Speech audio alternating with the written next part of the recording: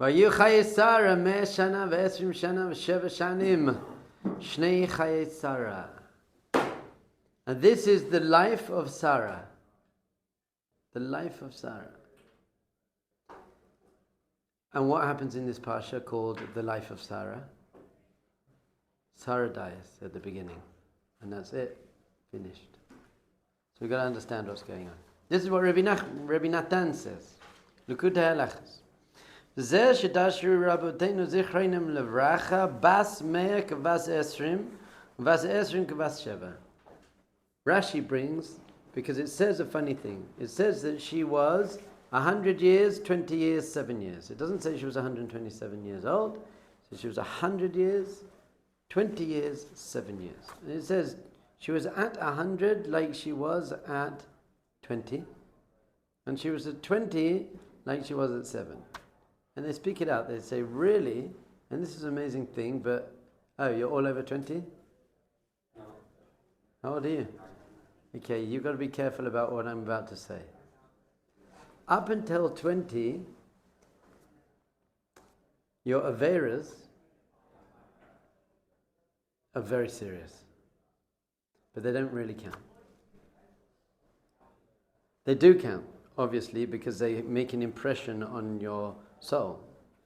But up until 20, Hashem's giving you this kind of free ticket. Not that you should train yourself in bad deeds and say, right, before 20, I'm going to go wild! Because it makes an impression on who you are after you're 20. But this is what I told my daughter at her bat mitzvah. Said at my daughter at her bat mitzvah, you know why? You know why Hashem's amazing? One reason Hashem's amazing is because 12 years old, you now shift spiritual reality. A 12-year-old girl is now considered a woman. And so all of your mitzvahs have immense impact on all of the spiritual worlds.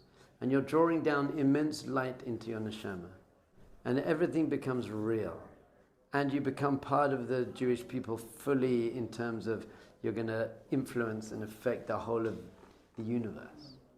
However, your averas, your mistakes, they're not held against you until you're 20. So Hashem has basically given you 8 years to just get used to it. Amazing, beautiful idea. Stop smiling. Pardon? Yeah. But don't forget that all of the bad things, all of the things that are not good for your soul that you do before 20, they're still not good for your soul. So if you go and eat a cheeseburger now, although it's not really counted against you, you've damaged yourself. So the damage still occurs.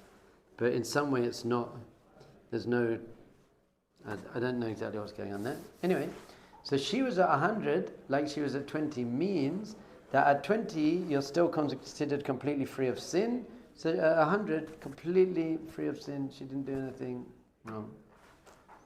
And 20, as she was 7. Just like a 7-year-old's complexion is very pure, even her physical being is very pure, when she was 20, even physically she didn't age. Physically and spiritually she just kept getting greater. Physically she didn't age.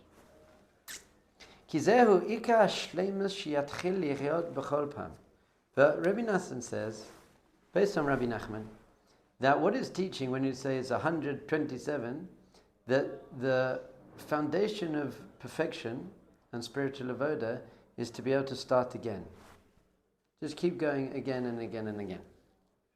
Never feel, this is, we've spoken about a lot, is don't start doing things by rote.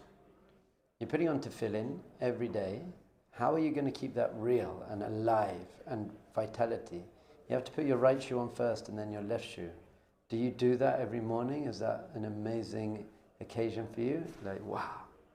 Right represents chesed. Do you notice the mezuzahs? Do you like, in general, don't get into habits. I was about to say don't get into bad habits. Of course don't get into bad habits. Don't even get into good things habitually. All the good things. I say I love you to my wife. Okay, love you, bye. Hold on, we didn't get the connection. We didn't have the relationship there. My wife and I, whenever I leave the house, or she leaves the house, we make eye contact. And whenever we come home, eye contact. First thing we do, when I come home, it's like, where's wife? Eye contact. Let's make that connection. Otherwise, it's like I'm working on my computer. My wife starts speaking to me. I get up. I'm not looking at my computer like, hey, yeah, okay. She's shouting at me from upstairs, and I say, okay, yeah, whatever. I'm not doing that. We're having those moments of connection. So all of the mitzvahs we do are these moments of eye contact with Hashem. But if we're doing them without the eye contact, we're not getting the panemius. So last week we really started talking about the panemius of the mitzvahs. Whenever you do a mitzvah, it brings down immense light. It said the word for lights in Hebrew, orot, is Gematria 613 mitzvahs. So the mitzvahs bring down immense spiritual light, but not if you only do the external thing. You're just doing the external act, but you're not actually trying to tap into the light that comes down, then it's a very wonderful thing, but you're not really getting the light, and that's why you don't find it that exciting. I'm not getting pleasure out of this. Why aren't you getting pleasure out of it? Because you're not getting the inner stuff. It's like when you have a Cadbury's cream egg. I don't think they're kosher. But anyway, you got the chocolate on the outside, which isn't so nice, but then you get into the creamy stuff in the inside. So the mitzvah just on the outside, you gotta tap into the creamy bit on the inside. So, Cha'afilu kishemagia limei hazikna, even when she reached her old age, yeh be'einav adayin yanik legamri ki'ilu lo yitchil liyot la'avod Hashem klal. It should be like you just started. I'm just doing this, but I'm very excited. I think Rav Simcha Bunim, another Hasidic master, he said the Shema when he was about to die. And people said it was as if it was like the first time. I guess it's different. The last time you're going to say it as well, you're going to get into it. This is a big avoda, by the way. The first time and the last time. The first time and the last time. If you think to yourself, this is the last mincha I'll ever daven, as long as you're not going to get weird and morbid about that. If you're like, this is my last mincha, how would you daven? This is the last time I'm going, well, maybe you shouldn't do this. But they do speak about this. I'm going to share it, but some people might find this very weird. But you know what? This is the last time I'll play with my kids' football. Obviously not actually with anxiety, but just like, so I'm really going to be present. I'm going to be so present here. And the other one is, this is the first time. So you walk down the street and you see that tree on your street, stop and look at it and you'll notice something that you never saw. And you've been walking past the same tree for 20 years. And you're like, oh, amazing, actually that tree has this. This actually happened to me. There's a shul 2 minutes from my house where I daven Friday night and Shabbos morning. And we're walking home, one of my guests, and they pointed out a tree on the way in between, a cactus. And I'd never seen it my whole life. And I'd walked past it hundreds of times. And it was like a cactus tree. And my guest was like, that's unbelievable. And I was like, yeah, it's amazing. So now I noticed that tree, but like a week from now, I'll be like, yeah, it's just that tree. That's the problem. Don't get old. So look at that tree as if it's the first time you're seeing it. So my Rebbe, Bilvavi, actually teaches that you should start getting into that mindset of seeing things new. So he says, you see a painting in your house, just go and look at it and see if you can find something new in that painting. You walk past something on your way to work, just stop. What can I see? There's a bit of paint on the wall. There's what's in that painting. And then he says, sometimes you can look at yourself in the mirror or look at your own hand and say, oh, I didn't notice I have that there. And what is that doing? Training you to see newness. And then you can see your wife new every day. You can see your children new every day. It's not something you're just living with and getting used to. And many people have kind of functional relationship. We're functional. She makes the kids breakfast. I do the kids' homework. We do this, and we're functioning. We're very functional. But you don't want to be functional. You want to be full of consciousness and vitality. By the way, you want to be functional as well. You do want to be functional. But functional marriage, functional relationship with Hashem, functional relationship with tefillin, just doing what you need to do is good, but you're missing the whole thing. So what it means, 100, which was 20, which was 7 she's just beginning now. I'm just beginning my journey. I'm starting again. I'm with the same excitement. I used to think it was weird. People say, swim like you've never swum before. I was like, that would be awful if you've never swum before. You're not going to swim very well. That's a terrible piece of advice. But I get what it means. Swim better than you've ever swum before. Swim better than you've ever swum before. Someone just sent me a video, which I don't tend to watch videos that people send me, but he really asked me to send it, unless I trust them. And it's some teenage kid interviewed Mike Tyson. Sure. Did you see that video? And she says, so Mike, what's your legacy? What? And he just went, legacy is ego, I'm going to die, F legacy, legacy means nothing, nothing means anything. And he was doing a Koheles type thing, Hevel Havalim. So in a way it was okay, but like if I was her, and she actually dealt with it very well.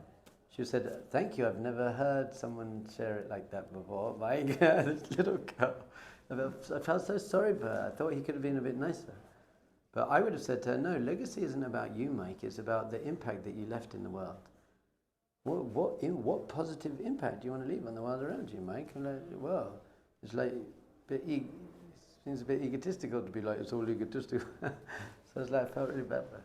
But that is a big thing. What are you leaving in the world? Not because you want the credit for it, by the way, but how have you impacted the world in your life? Are you going to leave your life having done something with your life or not? עדיין יניג לגמרי כאילו לא יתחיל לחיות, לעבוד השם כלל, ויתחיל לחיות בעבודתו יתברך בכל פעם מחדש. So לחיות is one of my favorite words. Do you know what לחיות means? To be alive. לחייך is to smile. To be alive. Vitality. לחיות. And also that I'm living with my avoda. We say this a lot, that your spirituality shouldn't be like a hobby. You know, I do yoga once a week. No, your spirit, you should be living with God. You should be living consciously. You should be living with the mitzvahs. You should be living with the Parsha. They say you should be living with the times. You should read the section, because the Parsha is split up into 7 sections. So you should read one section every day with Rashi. That's an idea to do that. So you should be living with that Parsha, thinking about that Parsha. How's that affecting me? I just learned these 2 donors came to Aish, and they came to me for 2 hours. They just put me to learn with them. I'd met them before. And they were sharing, and the wife said, when I learn Torah, I learn it because I want to implement it in my life. I want to see how I can use that to change my life. And the husband says, yeah, I'm not interested in that. I just want to learn, to know. And I said, okay, that's good. But so then I taught him something, and he was like, oh my goodness, it's amazing for my life. I said, good, you got it. If you're not living with it, if it's just a hobby, if it's just something that's quite interesting, then you're not alive with Torah. Your life force has to be Torah is pumping through your veins. That's just how I view the world. I view the world through halakha. I view the world through how does the Rosh Hashiva look at the world? And the more you know about, the more Torah you know, the more the world fits into that. So for example, if you know everything it says about apples in the Gemara and in Kabbalah, then you're looking at a completely different thing when you're looking at an apple. I'm looking at a piece of fruit. But the person who knows is tapuach is good for refuah, and the refuah is this, and this name of Hashem. So you're actually now, the world is vibrating with godliness. Everything, really, we said this yesterday's class, was it? That this whole universe is a mashal. It's a metaphor for some spiritual reality. But the more you understand the nimshal, the real spirituality, the more you can see through these external things and tap into godliness. So she is lichyot. She lichyot with it, and with the avoda, understanding that everything's avoda. There's nothing in your life that isn't avoda. How you deal with your roommate, how you deal with your challenges in life. Obviously, how you put on your tefillin and how you learn Torah, but how you're working on your own personal growth. Life this is the place to la'avod, to work, to put in effort, to become. This is the world of becoming great. And basically she did that all the time, and she never was old. It was never old for her. I've been there, done that. I got a t-shirt. Not Sarah. Sarah's like starting again. Yibrach, b'chol pam michadash. V'zeu b'chinat bat mea kavas esrim kavas sheva shnei chayei Sarah. It says kulan shavin l'tova. Rashi says that all the days, this is teaching us that all the days of Sarah's life were equal in goodness. They were all equally good. Is that true? We got to remember, Sarah didn't have a child for 90 years. She had to give her husband to another woman. Yishmael was teasing her son. She had to kick Yishmael out. And then she got pregnant, and then she had a baby, and then were all the days of her life equally good? She had some horrible, terrible, horrible days. Imagine the pain, praying for a child for so long and not having it, and a lot of pain. She had a lot of pain. Sarah had a lot of pain. So how can you say they were all equally good? Pain doesn't negate good. Pain doesn't negate good. Good and bad isn't good things happen or bad things happen. That's not what makes things good or bad. When things go my way, those are good, and when they don't go my way, those are bad. That's not how it is. Ki kol ma shemazkin tzaddik hu adayin yanik be'enav ki'ilu hu tinok adayin. Because a tzaddik, a fully righteous person, is all avoda. It's all avoda. Either things are good, which means that they're good, or they're painful, which means they're good for growth. They're good for building emunah, resilience, patience. They're good for helping other people. So it's not how it makes you feel that defines if it's good or not. It's what you do with it defines if it's good or not. Good means I did what I was meant to do with it. It does what it's meant to do. Tov really means it does what it's meant to do. This is a good tennis racket. What does that mean? It does its job well. So her days were good. She did her job, she did her avodah well. In those very, very difficult, hard, painful, horrible times, she didn't lose her emunah. She was still connected to Hashem. She still started again new. She still did chesed. She still went. And did she cry? I'm sure she cried. But pain isn't necessarily bad. It's painful. Pain is painful. It's not necessarily bad. So in that way, you're increasing in your avodah every time. You're getting better every time. You're growing. This things are either going to go my way or they're going to not go my way, which means I'm going to grow through that. I'm going to become better. And that's what it's called to have a real long life. What does it mean to have a real long life? It means that every day you used that day. You tapped into the truth, and that's what it means to have a long life. It's not actually to do with your age, although she was 127. But it means that every single second, every single day, I was growing, I was moving, I was getting better, I was connecting more. Ki eina ayved shum yom miyemei chayav bli tosefet kedusha v'chiyus. And there was not one day of her life that she didn't increase in holiness and vitality. Every single day now. So we got to ask ourselves, are you a happier, kinder, better person than you were a month ago?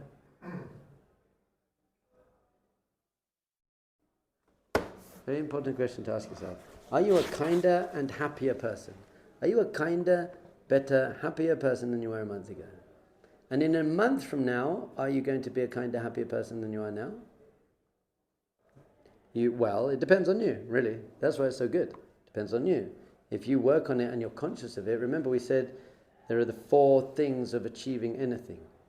So you want to be a kinder, better, happier person in a month from now. The 4 things we said were lihishtakek, to yearn for that, to actually want that. If you don't want that, then you're not going to get it. Number 2 was lihitpalel, to pray for it. Please Hashem, help me become a nicer, kinder, better, healthier, happier person. Number 3, lilmod, to learn. What is it that I need to do in order to get there? Number 4, lihitbanen, to contemplate that, to really think about that. And then number 5 is lasot, and then do those things. But the 4 preparations for any avoda, lishtokek, litpalel, la'avod, litbanen, to yearn, pray, study, and contemplate. And then you will do that. That's what it means. That these are the days of her life. All of them were shavim l'toiva shezeu bechinas chayim arukim. That's what it means to have a long life. That you're consistently growing, starting again. And by the way, that means when you mess up, that you start again. Never ever give up on yourself. This is big Rabbi Nachman Torah. Ein shum yesh. Never give up on yourself. You messed up yesterday. That's okay. Start again today. And you mess up today again, so start again. Just keep starting again, unless you've got something better to do. If at any point in your life you say, you know what, I tried, I just can't do it, that's it, you're dead at that point. But if your whole life you try, and you fail every day, and you keep trying and fail every day, I think that's a successful life. I'm trying to do the right thing every day and I fail. As long as you honestly try to do it the next day and fail, if you fail, your whole life is fine. And I think that's okay. I also then, our sages teach us that at some point Hashem does help you. If Hashem sees you're not giving up, at some point He's going to... So it would be very rare for you to try it sincerely every day of your life and actually not grow. Very quickly. It says here, the Lubavitcher Rebbe says, it says, V'Avram zaken ba bayamim. Avram was very old and he came with his days. So everyone says, what does it mean he came with his days? It means this. He came up to Shemayim and Hashem says, hey, how did you use your time on earth? And Avram says, well, pretty well actually. How many days of your life did you waste? How many days of your life have you wasted? My goodness. Forget days, how many minutes of your life? Avram didn't waste any of his life. Avram Avinu nitzalet kol yamav le'avodas Hashem. He used every single day of his life for avodas Hashem. Shekol yamav hayu yamim shleimim u'meleim v'lo avad lo afilu yom echad. That every single day was completely full of avodas Hashem. He didn't lose even one day. Not one day, full. Question asked the Lubavitcher Rebbe. What do you mean? There are different midrashim. One says he only knew Hashem from the age of 3. There's another one who says from the age of 40. Another one that says from the age of 48. So what about all the years before he knew Hashem? How can you possibly say that he didn't waste one day of his whole life? He lived to 175 years old. He even says Shema Abraham B'Koli. Ekev is Gematria 172, which is 3 years less than 175. We've got a lot of midrashim that he didn't spend all of his life serving Hashem. We don't have time. The answer is basically that all the years of your life before you served Hashem, once you start serving Hashem and do tshuva, they all retrospectively become part of your avodah. I needed to go to Asia and be a Buddhist monk and do all of that and party and be a dance music DJ, because everything I went through brought me to where I am now, and I'm now uplifting that. We know this, we was talking about Rosh Hashanah and Yom Kippur. When you do tshuva, even your averas become mitzvahs. Because you became great through what you did. So because I had my past, I can now help a lot of people. Someone reached out to me and he said he grew up yeshivish and now he's a Buddhist, but his daughter is in seminary in Israel. And he came to visit his daughter in Israel and his daughter asked him to meet me, so I'm meeting him on Sunday. It's cool. So because I did what I did, I can now talk to this Jew. And because I went clubbing, I can talk to all these Jews who go clubbing. And so part of the preparation, we always say the preparation for the mitzvah is part of the mitzvah. It's a mitzvah to prepare. So once you've done tshuva, the whole life that you lived before this can be considered as preparation for that moment of tshuva. Everything you've done, that prepared you to be as great as you are now. And it works with pain as well. All the pain you've been through prepares you to be able to go and heal other people. So if you had something difficult happening to you in your life, then you're a great person to be able to go and reach out to other people to heal their lives. So that's it. That means, so never think, especially in a Baal Shuva yeshiva, never think I wasted half of my life. You didn't. As long as you use your life now. That's why the Gemara says that a tzaddik can't stand where a Baal Tshuva stands. A Baal Tshuva is on a much higher level than a tzaddik. A tzaddik who never did anything wrong isn't on a higher level than someone who did bad but then grew. Because you become greater through that. I think the Kotzker Rebbe might have said a tzaddik can't stand where a Baal Tshuva stands because it's very stinky there. Not true. I don't think he said that. Someone said that in his name. I don't think he said that. But Be'ezrat Hashem. So have a good, sweet, beautiful Shabbos. Use your day as well.